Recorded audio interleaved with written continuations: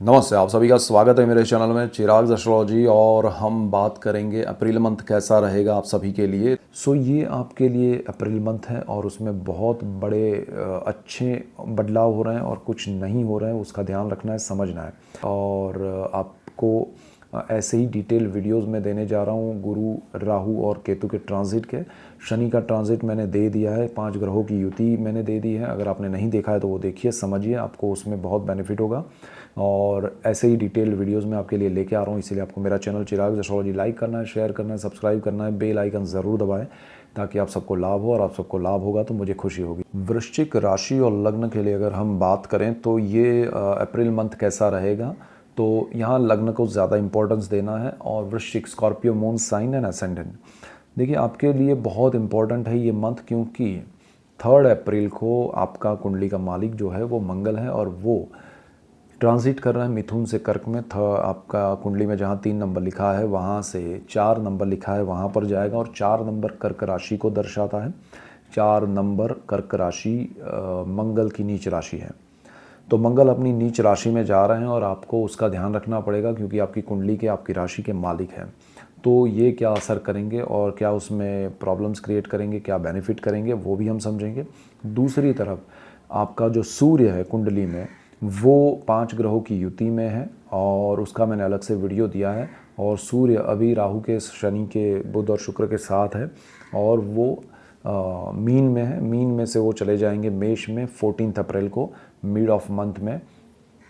तो 14 अप्रैल को वो जाएंगे आपके मेष राशि में, वो अपनी उच्च राशि में जा रहे हैं।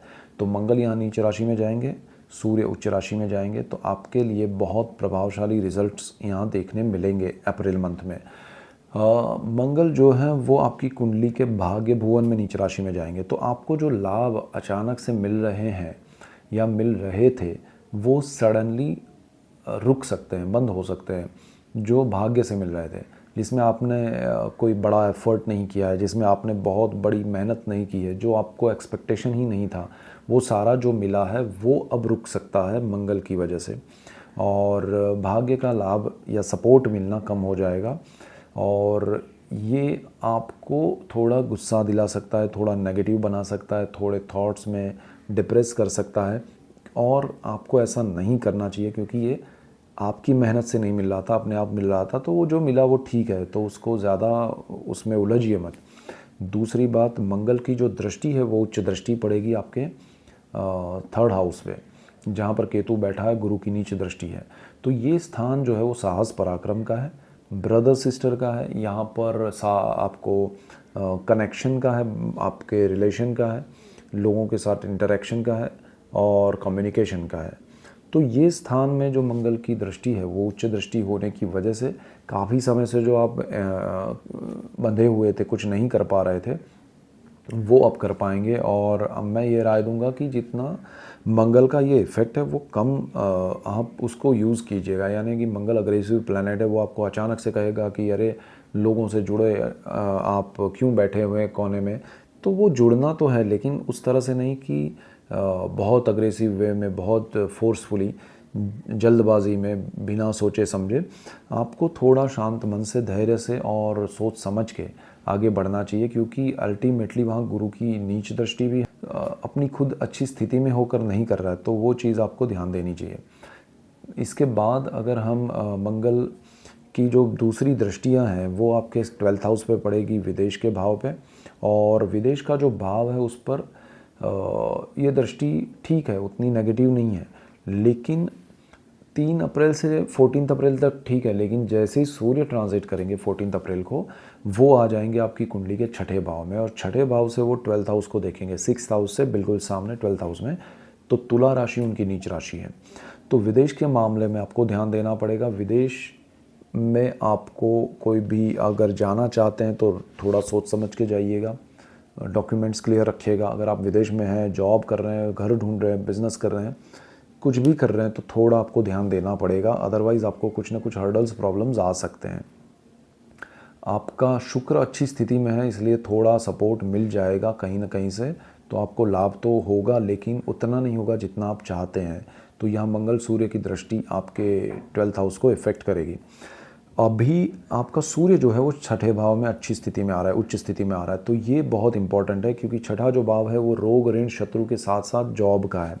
तो आपका जॉब कहीं ना कहीं से बचा रहेगा या आ जाएगा या आपको लाभ होगा, तो वो चीज़ आपके लिए बेनिफिशियल है। हाँ, आपका जॉब अगर जाएगा तो आप अपना छोड़ के सब कुछ कुछ नया करने के लिए, साहस करने के लिए जाएंगे, तभी आप खुद छोड़ेंगे तब जाएगा। भाग्य का सपोर्ट चला गया है तो वो ज़रा समझ के चलिएगा। और आपका ये जो भाव है रोग ऋण शत्रु की अगर हम बात करें तो सूर्य यहाँ आपको अच्छा लोन दिला सकता है जो आपके लिए बेनिफिशियल हो सकता है, लेकिन ज़रूरत हो उतना लीजिएगा। शत्रु नेगेटिविटी आपकी दूर हो जाएगी और जो शत्रु हैं वो आपसे दूर रहेंगे। जो आपका रोग है वो आपको ट्रीटमेंट सही दिशा में मिलेगी आपको और उससे आपको ज़्यादातर सही एक इलाज मिलेगा, लाभ होगा।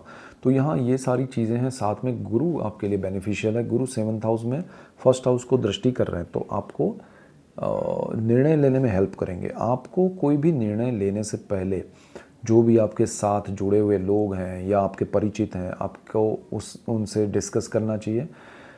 आपके ग्रह यहाँ पर बहुत अलग अलग रिजल्ट्स दे रहे हैं एक साथ, तो वो चीज़ आपको समझनी पड़ेगी।